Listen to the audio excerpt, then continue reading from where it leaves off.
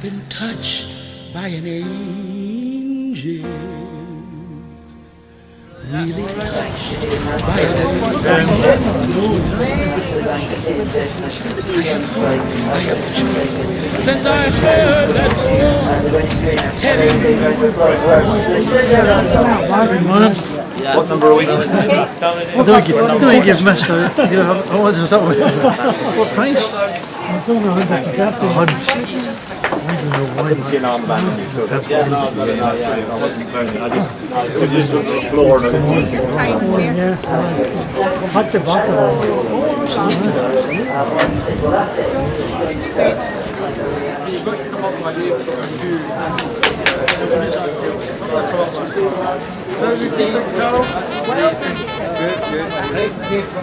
They were 60.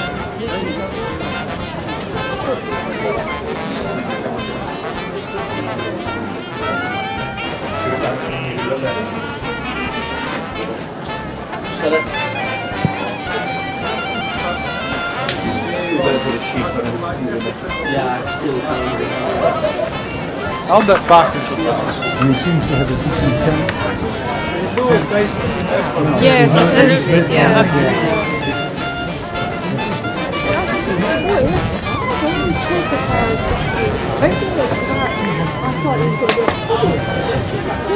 Yes.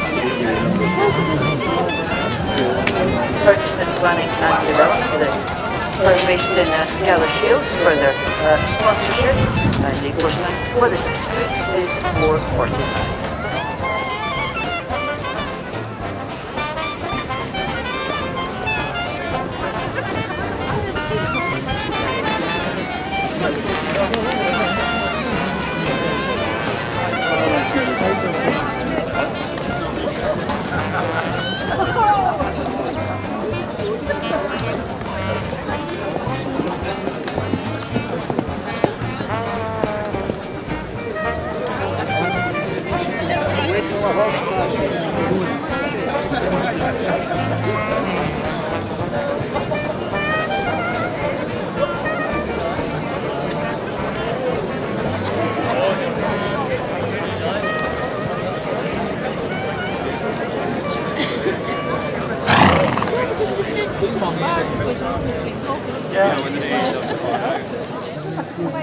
Hello, Thomas.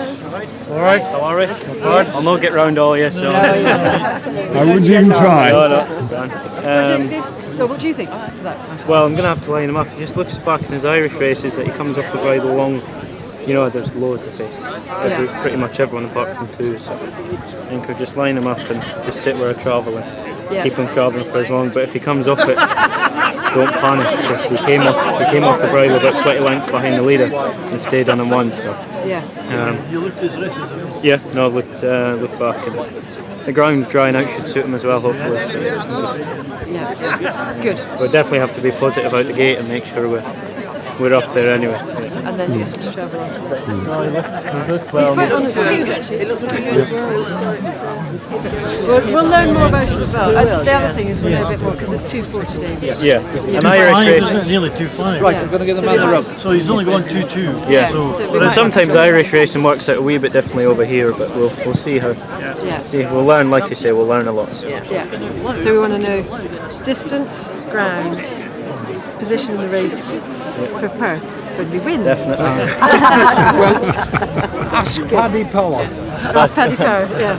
They were 5-2 Last night Were they? they opened up 5 So to they 2. obviously think 2-4 will be right then. Aye. They'd be worried if they were 6,000. Yeah. Well, enjoy your run. Come on, sir. Bring him Thank you. No.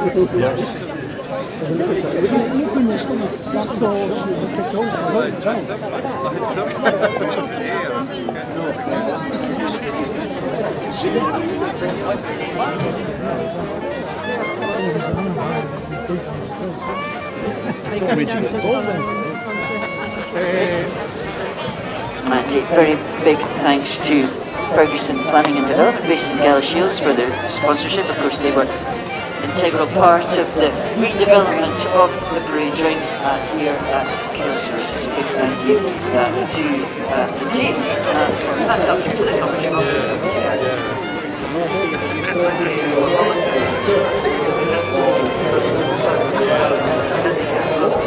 Fully booked, Rachel McDonald in the pale blue with the white cross belts, pale blue sleeves, white armlets and a white cap.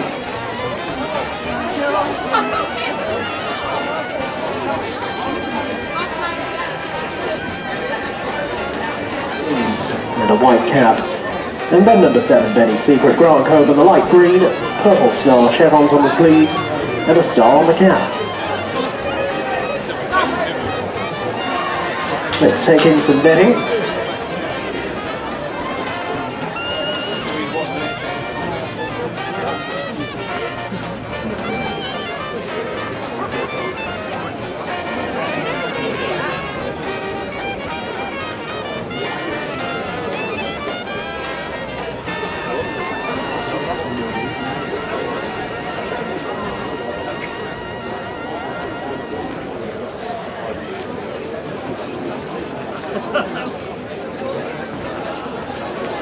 Flags are up.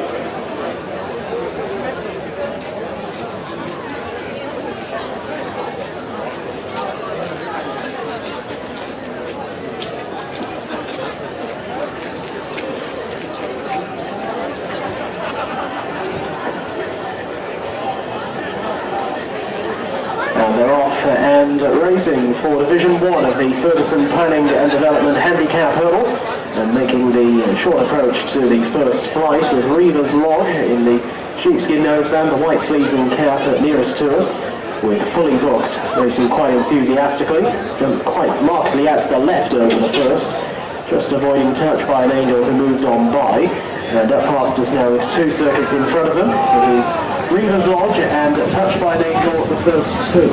With chasing them Ask Paddington up towards the outside of Fully Booked, and then Craig Star to the fence, another length back to find Lord Wishes with a predominantly blue coloured jacket. Then a little wider out runs Carispa, who just gets an urging or 2 around the turn. The old Paris pipe colours, Temple Man, the black with the lilac cap at the rear end of the field. On his comeback today, Temple Man, as they cross this, will come back over hurdles anyway, and the back mark of the touchdown was Benny Secret. Continuing the run over in the back straight, and up ahead, Reaver's Lodge. Quite a lot of money for Reaver's Lodge just prior to the off. She's there up ahead with Touched by an Angel. Touched by an Angel to trainer Lucinda Russell, looking for a quick fire double. Serious flight as they're now making the left-handed turn out of the back straight on the opening occasion. And it is Reaver's Lodge and Touched by an Angel setting what looks to be a pretty good gallop past Paddington, Alan Coy in the black and orange colours on the outside. Alan's only ride here today. Then Fully Booked and Lord Wishes. With up the inside, Craig Star in the dark blue and yellow. Carispa just racing in snatches on and off the bridle. Jordan Naylor in the spotted sleeves, the last member of this leading group at this stage, are 4 lengths away from Temple Man, who's in second last, and Benny Secret is at the back marker.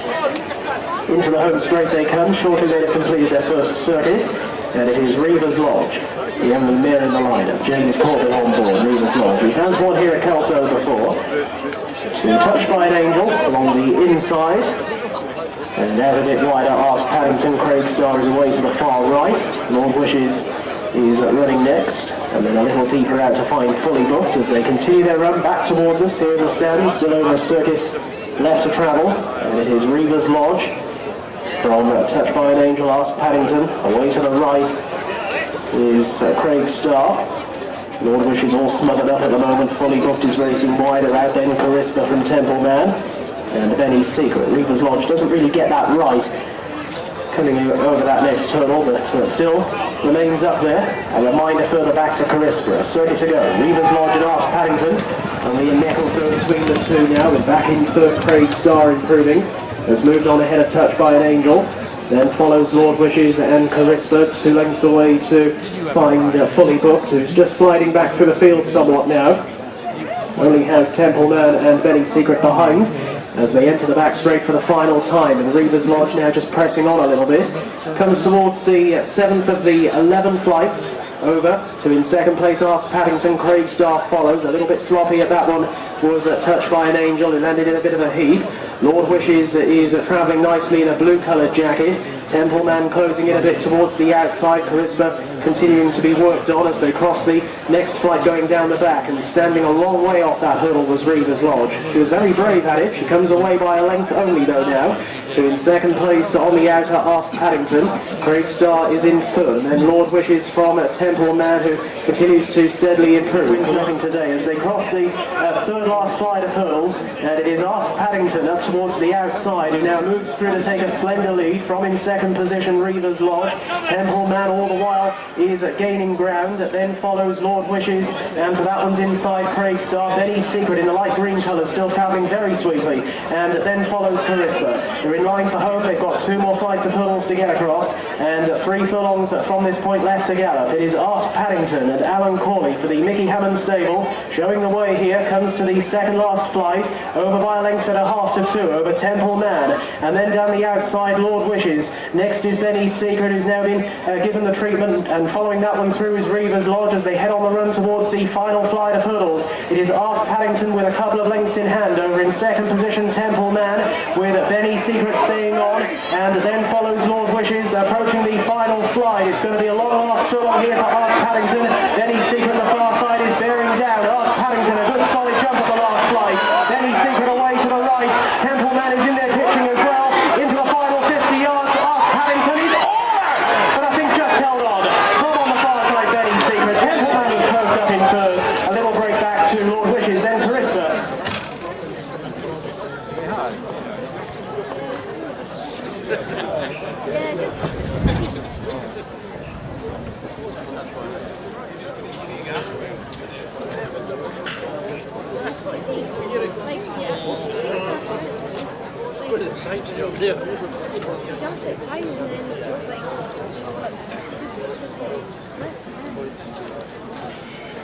Is you alright, Cameron? Yeah, good, yeah. Just bring him here so the owners can see him.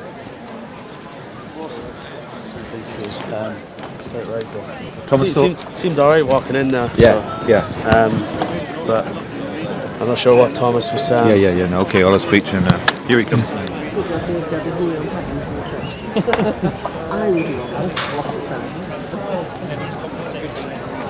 It's not, I've dropped him up, he wasn't playing, but we'll see how he is. But staff him, see, they made a wee noise, and he's gargled a wee bit. And he lost his action coming out the back straight, and he scrambled over the second last, and something's, like, I wouldn't be worried, don't be hacked off or anything. He's travelled and jumped really well, and he was telling me going into the second last, stop him, something's not right. But you know, it's we could completely put a line through that. The main thing is we need to make sure he's all right, but next time we try tongue tie him, it's probably his wind's not horrific, but it might just make a wee bit of a difference. Look, as long as he's all right, that's the main thing, and we can put a line through that and just make sure he's all right. But travel grand, he jumped well, and he did, and he's probably a bit fresh as well. He's not. I think, because he jumped so well to start with. And I kept thinking, you can't keep this up, mate. I know, because it's funny because he hit a bit of a flat spot, exactly what he done when he won in Ireland, and he stayed on, and he stayed on, and he stayed on, and I thought, but coming into second last, he was stop. He almost pulled himself up. So,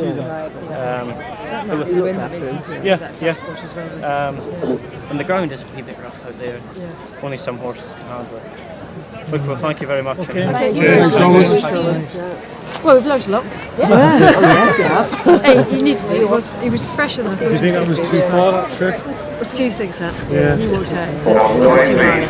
So let's drop him back to 2, put a tongue strap on, and I think he needs 2 mile Is there a race? Yeah. It was okay. Well, he looks all right there. He made a bad mistake, didn't he? Well, set he it did down. that. So A couple of things. That's true, he did it. He's got a great jumper. Madeline was a great, never missed it. Sorry, just look at the replay of the shoulder.